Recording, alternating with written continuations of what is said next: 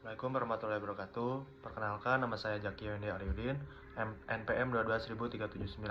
Di sini saya akan mempresentasikan mengenai International Covenant on Civil and Political Rights atau disingkat dengan ICCPR.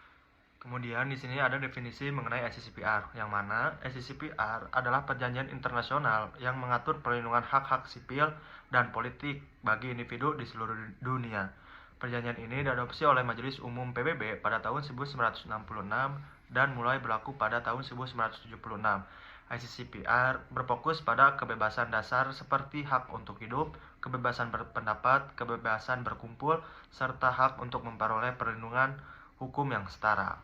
Negara-negara yang meratifikasi perjanjian ini diwajibkan untuk melindungi hak-hak sipil dan politik warganya, serta menyediakan mekanisme untuk mengajukan keluhan jika terjadi pelanggaran.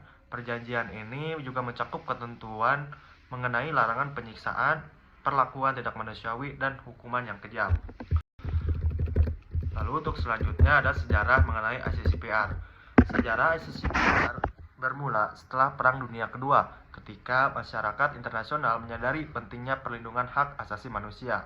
PBB atau Perserikatan Bangsa-Bangsa dibentuk pada 1945 dengan tujuan utama menjaga perdamaian dan keamanan internasional, serta mempromosikan hak asasi manusia di seluruh dunia.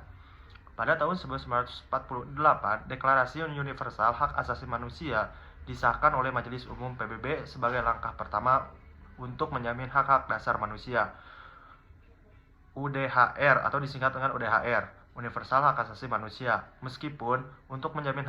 Meskipun sangat penting, tidak memiliki kekuatan hukum yang mengikat. Oleh karena itu, langkah-langkah berikutnya adalah merancang instrumen yang lebih kuat dan mengikat secara hukum.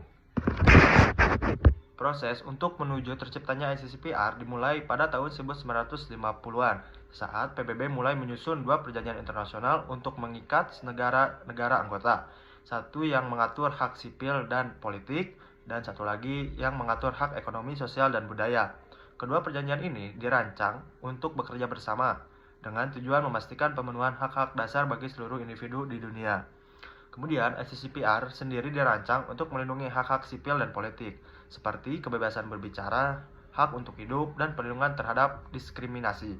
Perjanjian ini juga mengatur kewajiban negara-negara untuk memberikan perlindungan hukum kepada warga negaranya, serta memberikan mekanisme untuk mengajukan keluhan terkait pelanggaran hak asasi manusia. Kemudian, setelah melalui proses perundingan yang panjang, ICCPR akhirnya diadopsi oleh Majelis Umum PBB pada 16 Desember 1966 dan mulai berlaku pada tanggal 23 Maret tahun 1976. Setelah cukup banyak negara meratifikasinya, negara-negara yang meratifikasi ICCPR wajib mematuhi ketentuan-ketentuan yang tercantum dalam perjanjian ini dan melaporkan pelaksanaan hak-hak tersebut kepada Komite Hak Asasi Manusia PBB. ICCPR menjadi landasan bagi berbagai instrumen internasional lainnya dalam upaya global untuk melindungi hak asasi manusia. Dan hingga kini, lebih dari 170 negara telah meratifikasi perjanjian ini, menjadikannya sebagai salah satu instrumen hukum paling penting dalam perlindungan hak sipil dan politik di dunia. Selanjutnya, Komite Hak Asasi Manusia PBB. Komite ini yaitu untuk memantau pelaksanaan ICCPR oleh warga negara yang meratifikasinya. Terdiri dari 18 anggota independen. Komite mengevaluasi laporan periodik negara tentang pelaksanaan hak sipil dan politik, memberikan rekomendasi dan menerima keluhan individu terkait pelanggaran hak asasi manusia. Meskipun rekomendasinya tidak mengikat, komite ini berperan penting dalam memastikan tanggung jawab negara-negara dalam melindungi hak asasi manusia. Mekanisme pengaduan individu atau prosedur komunikasi memungkinkan individu yang merasa hak-haknya dilanggar oleh negara yang telah meratifikasi ICCPR untuk mengajukan keluhan kepada Komite Hak Asasi Manusia PBB. Prosedur ini berlaku setelah individu atau kelompok telah mengupayakan semua jalur hukum domestik tanpa hasil yang memadai. Setelah mengajukan keluhan, komite akan mengevaluasi apakah pelanggaran hak asasi manusia terjadi dan apakah negara yang bersangkutan telah melanggar kewajibannya di bawah ICCPR. Jika komite menemukan pelanggaran, mereka dapat memberikan rekomendasi kepada negara tersebut untuk mengambil langkah-langkah yang diperlukan guna memperbaiki situasi. Meskipun rekomendasi komite tidak bersifat mengikat, prosedur ini memberikan saluran penting bagi individu untuk mendapatkan keadilan atas pelanggaran hak asasi manusia mereka di tingkat internasional. Untuk kemudian, ICCPR ini ada tantangan dalam implementasinya. Untuk tantangan dalam implementasi hak-hak dijamin oleh ICCPR di tingkat nasional seringkali muncul karena perbedaan antara kewajiban internasional dan kebijakan domestik suatu negara. Banyak negara menghadapi kesulitan dalam menyelaraskan hukum nasional mereka dengan ketentuan ICCPR, terutama di negara-negara dengan sistem hukum yang belum sepenuhnya mengadopsi prinsip-prinsip hak asasi manusia. Selain itu, kurangnya kapasitas lembaga negara untuk menegakkan hak-hak ini secara efektif juga menjadi hambatan. Kendala dalam penegakan hukum internasional terhadap pelanggaran hak asasi manusia seringkali berkaitan dengan kedaulatan negara. Negara-negara seringkali enggan untuk mengakui yurisdiksi badan internasional seperti Komite Hak Asasi Manusia (PBB) atau untuk mematuhi rekomendasi yang diberikan. Selain itu, proses yang panjang dan mekanisme yang terbatas dalam pengadilan internasional membuat penegakan hukum terhadap pelanggaran hak asasi manusia menjadi lebih sulit. Kurangnya sanksi yang mengikat dan keterbatasan dalam penegakan keputusan internasional juga memperburuk masalah ini, sehingga negara-negara dapat mengabaikan atau menunda implementasi langkah-langkah perbaikan yang disarankan. Kemudian di sini ada negara yang telah meratifikasi ICCPR serta implementasinya. Yang pertama ada negara dari Australia, kemudian ada dari Indonesia, dan kemudian dari Kanada. Nah, Australia meratifikasi ICCPR pada tahun 1980 dan mengadopsi beberapa ketentuannya melalui Human Rights yang mewajibkan setiap rancangan undang-undang baru dituju agar sesuai dengan kewajiban hak asasi manusia, termasuk ICCPR. Namun, Australia belum sepenuhnya menginkorporasikan seluruh pasal ICCPR ke dalam undang-undang nasional, sehingga perlindungannya masih bergantung pada keputusan pengadilan dan kebijakan pemerintah. Lalu untuk yang kedua ada dari Indonesia. Indonesia ini meratifikasi ICCPR pada tahun 2006 melalui Undang-Undang Nomor 12 Tahun 2005. Ratifikasi ini menegaskan komitmen negara terhadap perlindungan hak sipil dan politik, seperti hak atas kebebasan berpendapat, hak untuk hidup, dan hak atas keadilan. Implementasinya tercermin dalam berbagai peraturan nasional, termasuk Undang-Undang Hak Asasi Manusia Nomor 39 Tahun 1999 dan pembentukan Komnas HAM sebagai lembaga independen untuk memantau pelanggaran hak asasi manusia. Lalu ada dari Kanada.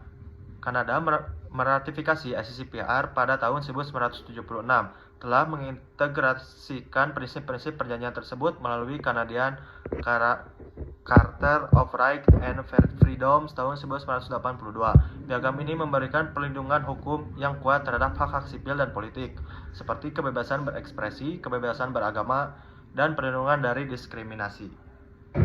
Kemudian untuk selanjutnya ada kasus yang terkenal dan putusan Komite Hak Asasi Manusia PBB.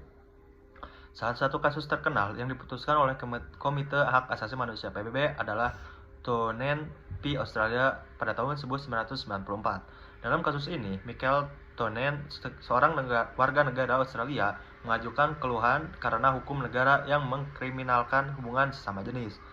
Tonen mengklaim bahwa undang-undang tersebut melanggar hak-haknya atas privasi dan non-diskriminasi yang dijamin oleh ICCPR, khususnya pada pasal 17, hak atas privasi, dan pasal 26, hak atas perlindungan yang setara di hadapan hukum. Komite Hak Asasi Manusia PBB memutuskan bahwa undang-undang tersebut memang melanggar hak-hak Tonen. Keputusan ini menjadi tonggak penting karena memberikan dasar hukum internasional untuk penghapusan hukum diskriminatif terhadap orientasi seksual di banyak negara.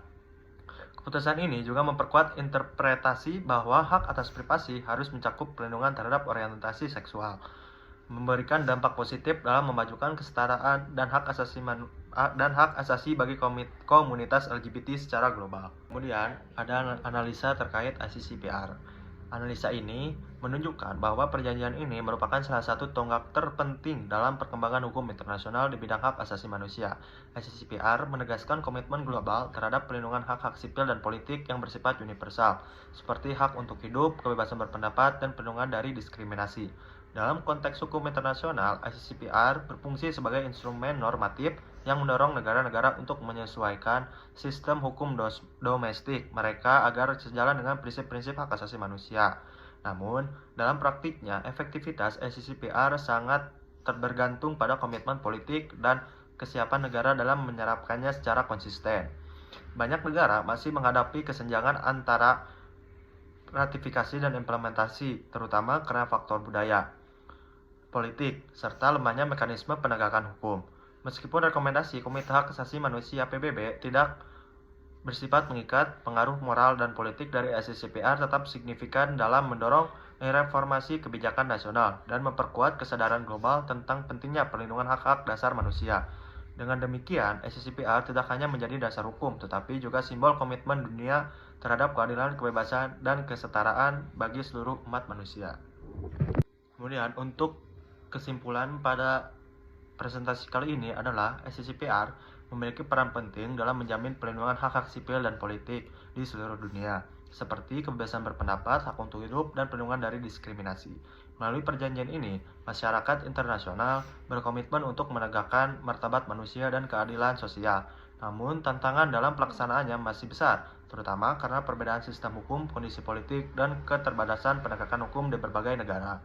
Beberapa negara masih menghadapi hambatan dalam mengimplementasikan prinsip-prinsip SCCPR secara efektif, termasuk kurangnya kemauan politik dan mekanisme sanksi internasional yang lemah. Oleh karena itu, kerjasama antar negara dan masyarakat internasional sangat dibutuhkan untuk memastikan pelaksanaan hak-hak ini secara menyeluruh melalui penegakan hukum yang adil, kesadaran publik, serta komitmen global terhadap perlindungan hak asasi manusia. Mungkin sekian presentasi dari saya. Terima kasih, mohon maaf apabila banyak kesalahan. Assalamualaikum warahmatullahi wabarakatuh.